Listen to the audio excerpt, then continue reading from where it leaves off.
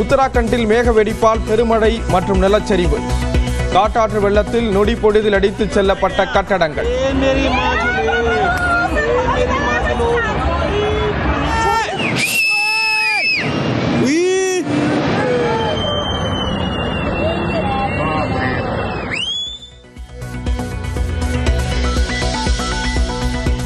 பெருமழையால் தனித்தீவுகளாக மாறிய உத்தராகண்டின் நகரங்கள். 4 பேர் உயிரிழந்த நிலையில் 130 பேர் மீட்பு.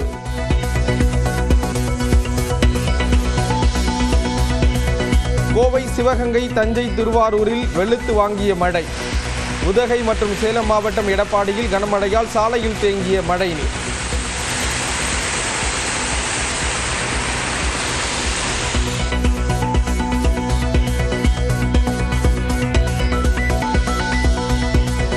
நீலகிரி மற்றும் கோயம்புத்தூர் மாவட்ட மலைப்பகுதிகளில் இன்று மிக கனமழைக்கு வாய்ப்பு.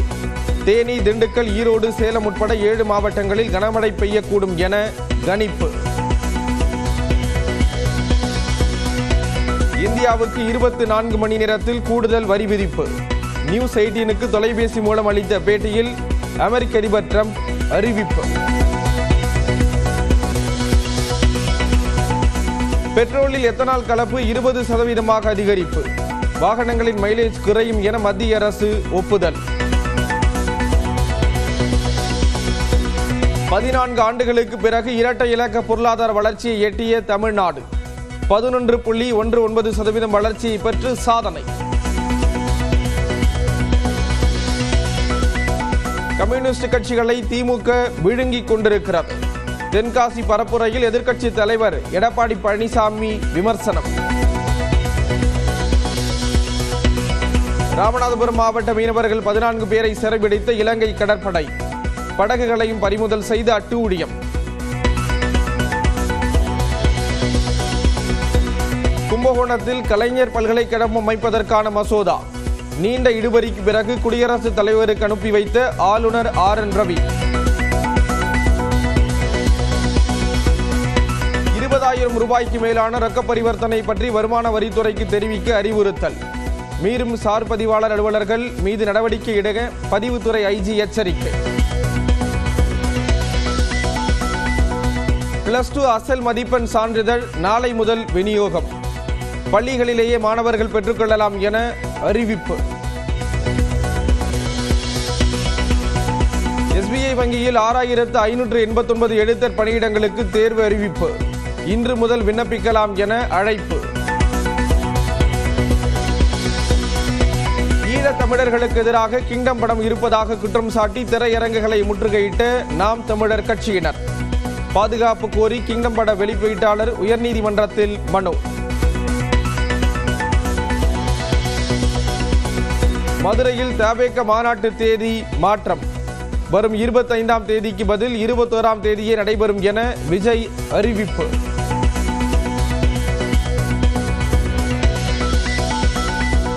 சென்னையில் நட்சத்திர விடுதியில் நள்ளிரவில் திடீர் தீ விபத்து.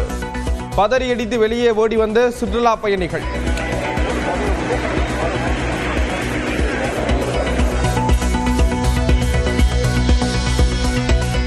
பணி நிரந்தரம் கோரி சென்னையில் 6வது நாளாக தூய்மை பணியாளர்கள் வேலை நிறுத்தம். உடனடியாக பணிக்கு திரும்ப மாநகராட்சி மேயர் வேண்டுகோள். வங்கதேசத்தில் அடுத்த ஆண்டு பிப்ரவரியில் பொது தேர்தல். இடைக்கால அரசின் தலைமை ஆலோசகர் முகமது யூனுஸ் அறிவிப்பு. உத்தராகண்டில் மேக வெடிப்பால் பெருமழை மற்றும் நிலச்சரிவு. காட்டாற்று வெள்ளத்தில் நொடி பொழுதில் அடித்துச் செல்லப்பட்ட கட்டடங்கள்.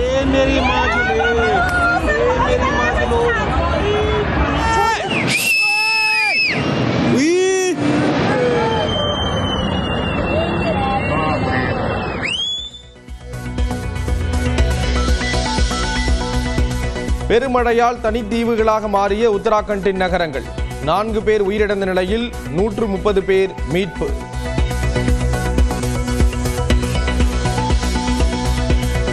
கோவை, சிவகங்கை, தஞ்சை, திருவாரூரில் வெளுத்து வாங்கிய மழை. உதகை மற்றும் சேலம் மாவட்டம் எடப்பாடியில் கனமழையால் சாலையில் தேங்கிய மழைநீர்.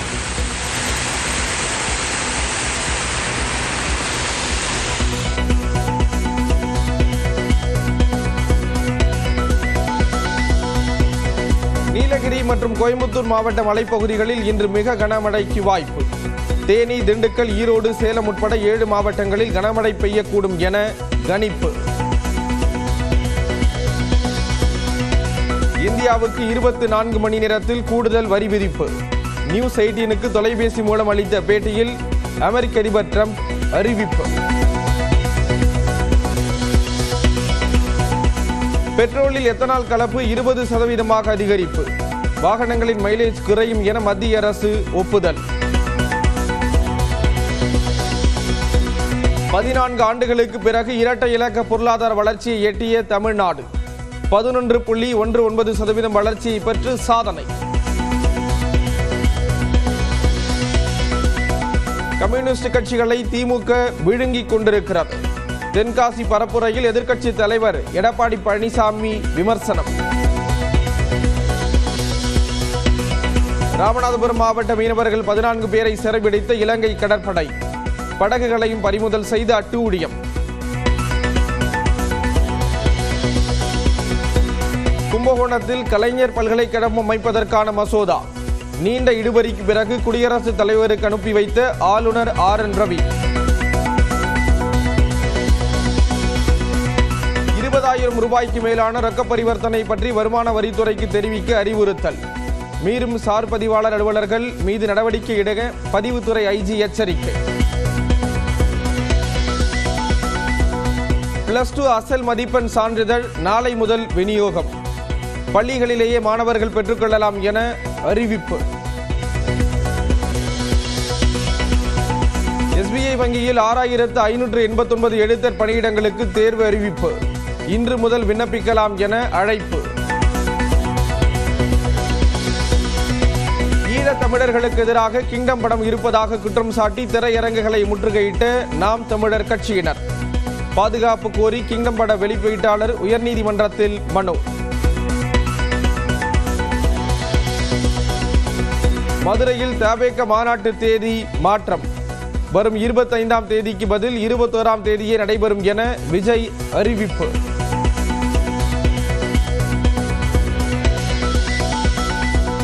சென்னையில் நட்சத்திர விடுதியில் நள்ளிரவில் திடீர் தீ விபத்து. பதறியடித்து வெளியே ஓடி வந்த சுற்றுலா பயணிகள்.